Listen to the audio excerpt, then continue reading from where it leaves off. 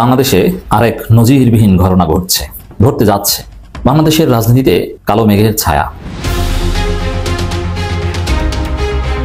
এদিকে হঠাৎ হাসনাত এবং উপদেষ্টা আসিফ মাহমুদ শেখ হাসিনাকে নিয়ে নতুন পদক্ষেপ নেয়। হাসিনাকে দেশে এনে ক্ষমতায় বসানোর পরিকল্পনা।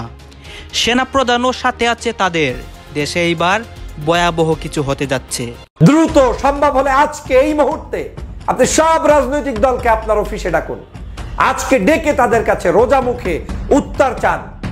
ওই ভিতরে একটা বলে আসবে, বাহিরে বিবৃতি একটা দিবে, ফেসবুকে একটা লিখবে, পত্রিকায় আর একটা আসবে, মন্তব্য বক্তব্য তো ইনিয়ে বিনিয়ে বলবে আওয়ামী লীগকে নিষিদ্ধ করতে চাই, তবে যারা অপরাধ করেছে তারা। বাংলাদেশের রাজনীতি করবে, আসলে এটা আমি কল্পনা করতে পারি যে আওয়ামী লীগ কিনা এত মানুষের জীবন নিল শুধু এক মাসের হিসাবই। এক মাসের যে পরিমাণ মেসাকার বাংলাদেশে ঘটাইছে। আওয়ামী লীগকে নিষিদ্ধ করার কোনো পরিকল্পনা অন্তর্বর্তী সরকারের নেই, তবে আওয়ামী লীগের যারা মানবতা বিরোধী অপরাধের সাথে জড়িত তাদের বিচার হবে।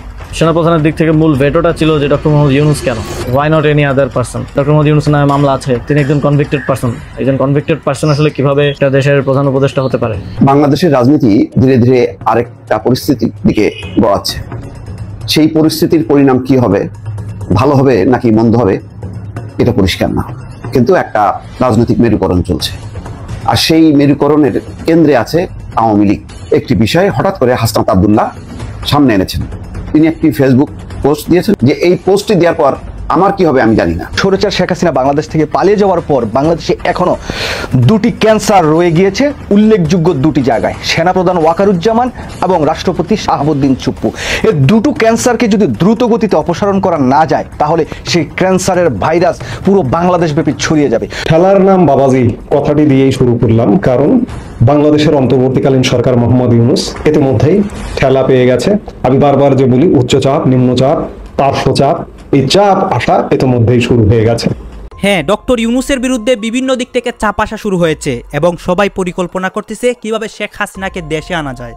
দর্শক শ্রোতা, দেশের রাজনৈতিক প্রেক্ষাপট আপনারা দেখেছেন, অনেক উত্তেজনা কিন্তু বাংলাদেশের মধ্যে চলতেছে।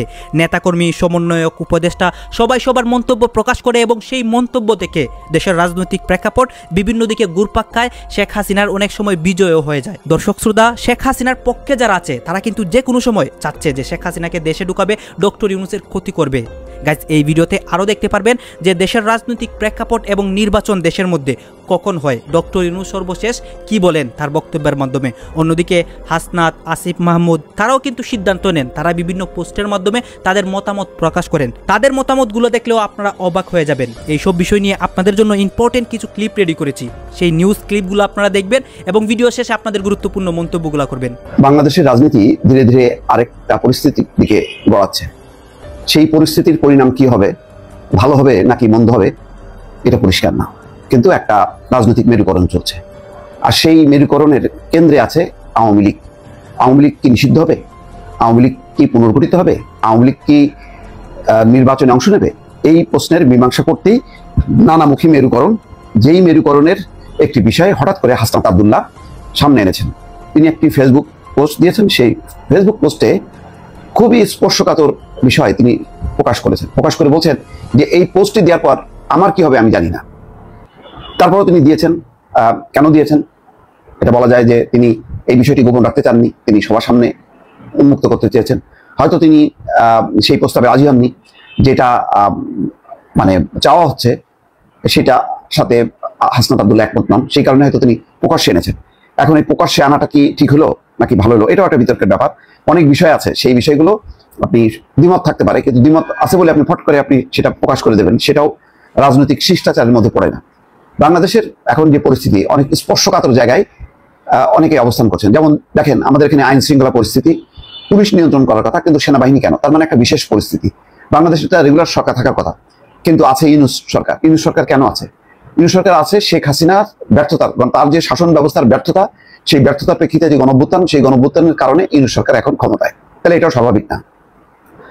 যার কারণে সেনাপ্রধানকে আইন শৃঙ্খলার দায়িত্ব পালন করতে হচ্ছে এবং বিশেষ একটা দায়িত্ব তিনি পালন করেছেন 5ই আগস্ট। সেটা তো সবাই মেনেই নিয়েছে।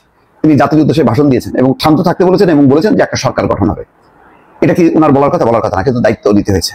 তো এখনো সেই দায়িত্বটা সবাই পালন করে যাচ্ছেন। এখন এইরকম একটা অবস্থায় ওনাদের যারা রাষ্ট্র পরিচালনা করছে তাদের চিন্তা ভাবনাগুলো হঠাৎ করে প্রকাশ্যে নিয়ে আসা, দ্বিমত পোষণ করার কারণে এটা যুক্তিসঙ্গত না। কিন্তু হাসনাত আব্দুল্লাহ সেই ঝুঁকি নিয়েছেন, হয়তো তিনি মনে করছেন যে এটা প্রকাশ করা উচিত, দেশ ও জাতির সাথে, তাই করেছেন।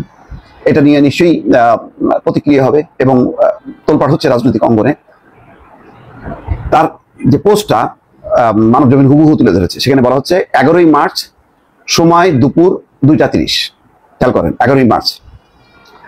কিছুদিন আগে আমি আপনাদের বলেছিলাম যে রিফাইন্ড আওয়ামী লীগ নামে নতুন একটা ষড়যন্ত্র নিয়ে আসার পরিকল্পনা চলছে। এই পরিকল্পনা পুরোপুরি ভারতের। সাবের হোসেন চৌধুরী, শিরিন শারমিন, তাপসকে সামনে রেখে এই পরিকল্পনা সাজানো হচ্ছে। আমি সহ আরো 2 জনের কাছে ক্যান্টনমেন্ট থেকে এই পরিকল্পনা উপস্থাপনা করা হয় 11ই মার্চ দুপুর 2:30-এ। আমাদেরকে প্রস্তাব দেওয়া হয় আসন সমঝোতার বিনিময়ে আমরা যেন এই প্রস্তাব মেনে নেই। আমাদেরকে বলা হয় ইতিমধ্যে একাধিক রাজনৈতিক দলকেও এই প্রস্তাব দেওয়া হয়েছে, তারা শর্ত সাপেক্ষে আওয়ামী লীগ পুনর্বাসনে রাজি হয়েছে। একটি বিরোধী দল থাকার চেয়ে একটি দুর্বল আওয়ামী লীগ সহ একাধিক বিরোধী দল থাকা নাকি ভালো। ফলশ্রুতিতে আপনি দেখবেন গত 2 দিন মিডিয়াতে আওয়ামী লীগের পক্ষে একাধিক রাজনৈতিক বয়ান দেওয়া শুরু হয়েছে। আমাদেরকে আরো বলা হয় রিফাইন্ড আওয়ামী লীগ যাদেরকে দিয়ে করা হবে তারা এপ্রিল মে থেকে শেখ পরিবারের অপরাধ স্বীকার করবে, হাসিনাকে অস্বীকার করবে এবং তারা বঙ্গবন্ধুর আওয়ামী লীগ করবে এমন প্রতিশ্রুতি নিয়ে জনগণের সামনে হাজির হবে। তার মানে তারা বলবে যে আমরা বঙ্গবন্ধুর আওয়ামী লীগ করি, আমরা শেখ হাসিনার কোনো দায় নেব না এবং তাকে আমরা অস্বীকার করছি, এমন একটা কথা নাকি তারা বলবে। আমাদের এই প্রস্তাব দেওয়া হলে আমরা তাৎক্ষণিকভাবে এর বিরোধিতা করি এবং জানাই যে আওয়ামী লীগের পুনর্বাসনের পরিকল্পনা বাদ দিয়ে আওয়ামী লীগের বিচার নিয়ে কাজ করুন। এখন একটা জিনিস অফ রেখেছে যে কার সাথে বৈঠক হয়েছে সেটা হাসনাত আব্দুল্লাহ বলেননি, কিন্তু বারবার ক্যান্টনমেন্টের কথা বলা হচ্ছে, তাহলে বোঝাই যাচ্ছে যে ক্যান্টনমেন্টের নিশ্চয়ই শীর্ষ পর্যায়ে তাদের বৈঠক হয়েছে। এর উত্তরে আমাদের বলা হয় আওয়ামী লীগকে ফিরতে কোনো বাধা দিলে দেশে যে সংকট সৃষ্টি হবে তার দায়ভার আমাদের নিতে হবে এবং Awami League must come back. এটা বলা হচ্ছে Awami League must come back. আলোচনার এই পর্যায়ে বলি যে যেই দল এখনো ক্ষমা চায় নাই, অপরাধ স্বীকার করে নাই, সেই দলকে আপনারা কিভাবে ক্ষমা করে দিবেন? অপরপক্ষ থেকে রেগে গিয়ে উত্তর আসে, you people know nothing, you lack wisdom and experience, we are in this service for at least 40 years। তোমার বয়সের থেকে অনেক বেশি, তাছাড়া আওয়ামী লীগ ছাড়া ইনক্লুসিভ ইলেকশন হবে না। উত্তরে বলি আওয়ামী লীগের সাথে কোনো ইনক্লুসিভিটি হতে পারে না। আওয়ামী লীগকে ফেরাতে হলে আমাদের লাশের উপর দিয়ে ফেরাতে হবে। আওয়ামী লীগ ফেরানোর চেষ্টা করা হলে যে সংকট তৈরি হবে তার দায়ভার আপনাদের নিতে হবে। পরে মিটিং অসমাপ্ত রেখেই আমাদের চলে আসতে হয়। জুলাই আন্দোলনের সময়ও আমাদের দিয়ে অনেক কিছু করানোর চেষ্টা হয়েছে। কখনো এজেন্সি, কখনো ক্যান্টনমেন্ট থেকে নানা ধরনের প্রেসক্রিপশন গ্রহণ করতে চাপ দেওয়া হয়েছে। আমরা ওসব চাপে নতি স্বীকার না করে আপনাদের তথা জনগণের উপরই ভরসা রেখেছি। আপনাদের সাথে নিয়েই হাসিনার চূড়ান্ত পতন ঘটিয়েছে। আজকেও ক্যান্টনমেন্টের চাপকে অস্বীকার করে আমি আবারও আপনাদের উপরই ভরসা রাখতে চাই। এই পোস্ট দেওয়ার পর আমার কি হবে তা আমি জানি না। নানামুখী প্রেসারে আমাকে হয়তো পড়তে হবে, হয়তো বিপদেও পড়তে হতে পারে, কিন্তু আওয়ামী লীগ নিষিদ্ধের প্রশ্নে কোনো ধরনের আপোষ করার সুযোগ নেই।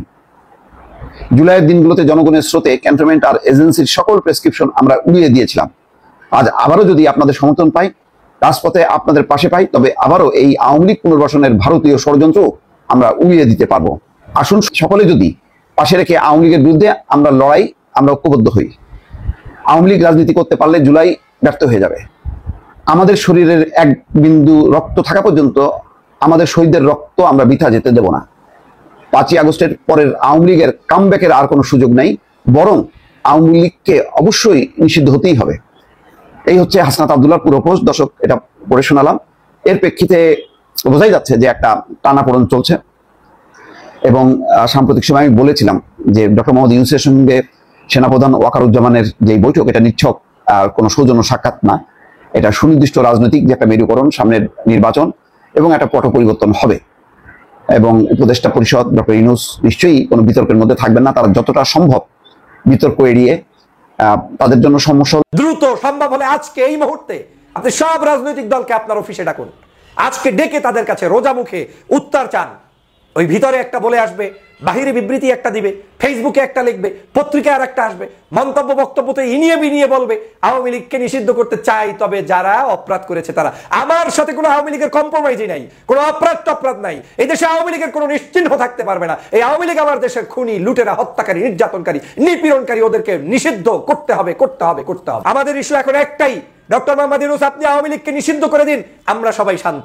আপনি নিষিদ্ধ করে দিন, আমরা সবাই শান্ত, প্রমিস করলাম। কিন্তু আপনি নিষিদ্ধ করবেন না, তারপরে পরিস্থিতি যদি ভিন্ন দিকে ধাবিত হয় সেজন্য আপনাকেই দায় দায়িত্ব নিতে হবে। অতএব ডক্টর মোহাম্মদ ইউনূস, আপনাকে যে চ্যালেঞ্জটা দিলাম আপনি এটা গ্রহণ করতে পারবেন? যদি পারেন জাতির বীর হিসেবে থাকবেন, না পারলে জাতির কাছে নিকৃষ্ট হয়ে বিদায় নিতে হবে। দেশ অশান্ত হওয়ার পূর্বেই ডক্টর মোহাম্মদ ইউনূস যে কাজটি এমার্জেন্সি এখনই করতে পারেন তা হচ্ছে বাংলাদেশের ফেসিবাদ বিরোধী আন্দোলনে সক্রিয় সকল রাজনৈতিক দলগুলোকে, রাজনৈতিক দলের প্রধানদেরকে যমুনায় ডেকে এমার্জেন্সি মিটিং করুন। আপনার সেই মিটিংয়ের সামনে তাদের সামনে লিখিত কাগজ দিন। কাগজে লেখা থাকবে বাংলাদেশে আওয়ামী লীগের রাজনীতি নিষিদ্ধ আপনি চান কিনা। দলের নাম লিখুন, মতামত লিখুন, নিচে সিগনেচার করুন। আপনার ডাকে সাড়া দিয়ে বাংলাদেশের সকল রাজনৈতিক দল যখন উপস্থিত হবে ওই পেপারটি তাদের হাতে বুঝিয়ে দিয়ে সাথে সাথে তাদের মতামত নিয়ে সেখানে যারা সিগনেচার করবে এই দলটি নিষিদ্ধের পক্ষে তাদের ছবি জাতির কাছে প্রকাশ করুন। এই দল নিষিদ্ধ না চেয়ে যারা এই দলের পক্ষে দালালি করবে, ইনিয়ে বিনিয়ে বিভিন্নভাবে কথা বলবে কিংবা নির্বাচনে আনতে চাইবে ভিন্ন নামে, তাদের ছবিটাও জাতির কাছে প্রকাশ করুন। আপনি হিরো হয়ে যেতে পারবেন, বাংলাদেশের মানুষের কাছে সকল বিতর্কের অবসান করতে পারবেন। আপনি বিশ্বের বিভিন্ন দেশের কাছে জবাব দিতে পারবেন যে বাংলাদেশের সমগ্র রাজনৈতিক দল চেয়েছে যেই কাজটি আমার, সেই কাজের বিকল্প করার কোনো ওয়ে নেই।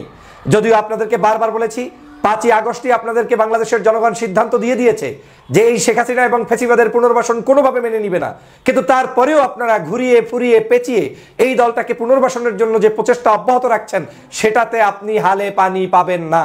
বাংলাদেশে যদি কোনো রাজনৈতিক দল এই মুহূর্তে সিদ্ধান্তহীনতায় থাকে, ভুল করে, স্টেটমেন্ট রংলি দেয় এবং আওয়ামী লীগের পক্ষে কোনো অবস্থান গ্রহণ করে ইনিয়ে বিনিয়ে যে কোনো মূল্যে, তাদের অবস্থান বাংলাদেশে কিন্তু থাকবে না। কারণ বাংলাদেশে আওয়ামী লীগের অবস্থান যে পথে গিয়েছে, আওয়ামী লীগদের দোসরদের অবস্থানও সেই পথে যাবে। আমি ডক্টর মোহাম্মদ ইউনূস সাহেবকে এই কাজটি কেন করতে বলছি? আমি এজন্যই বলছি আপনি একজন বড় খেলোয়াড়, আমি জানি আপনি একজন নোবেল লরিয়েট, আপনি বিশ্ববিখ্যাত ব্যক্তি, আপনি দেশি বিদেশি বিভিন্ন চক্রান্ত আপনি কিন্তু ধুলোয় মিশিয়ে দেওয়ার মতো যোগ্যতা, কৌশল, হেকমত আপনার জানা আছে। কিন্তু আপনি নিশ্চয়ই এখন যে সুযোগটা পেলেন এই সুযোগ আর কোনোদিন আসবে না।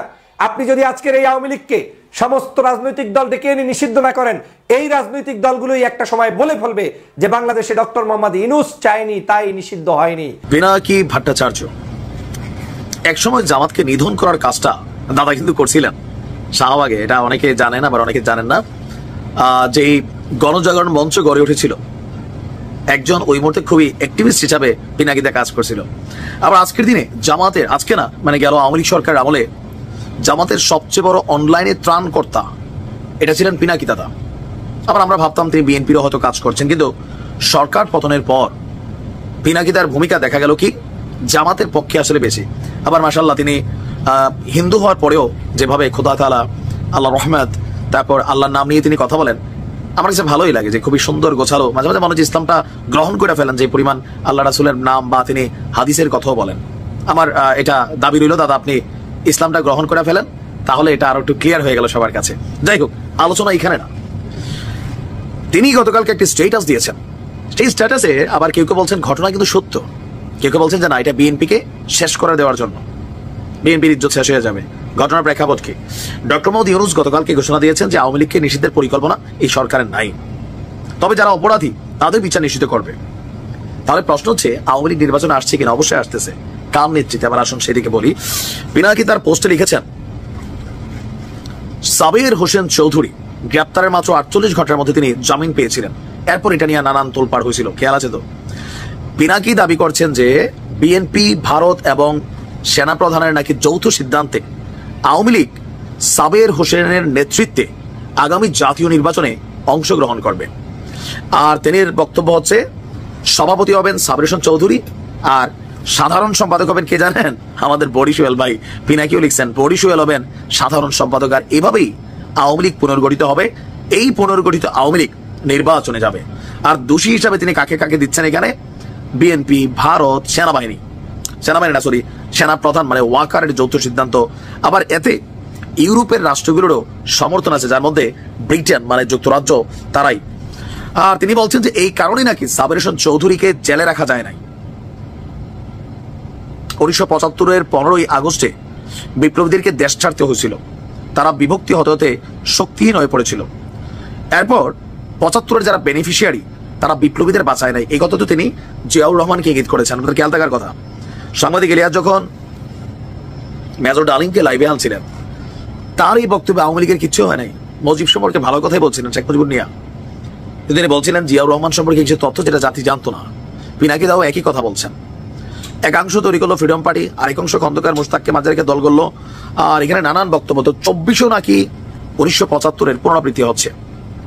গাইজ আপনারা তো দেখলেন এখানে কি কথা হচ্ছে। অনেকে কিন্তু অনেক কথা বলতেছে, অনেকে আলোচনা করতেছে, অনেকে সমালোচনা করতেছে দেশের বিভিন্ন অবস্থা এবং দেশের বিভিন্ন রাজনৈতিক প্রেক্ষাপট। বিশেষ করে শেখ হাসিনার বিষয়ে অনেক কথা হয় যে তার দেশে আসা, তার বিভিন্ন পরিকল্পনা।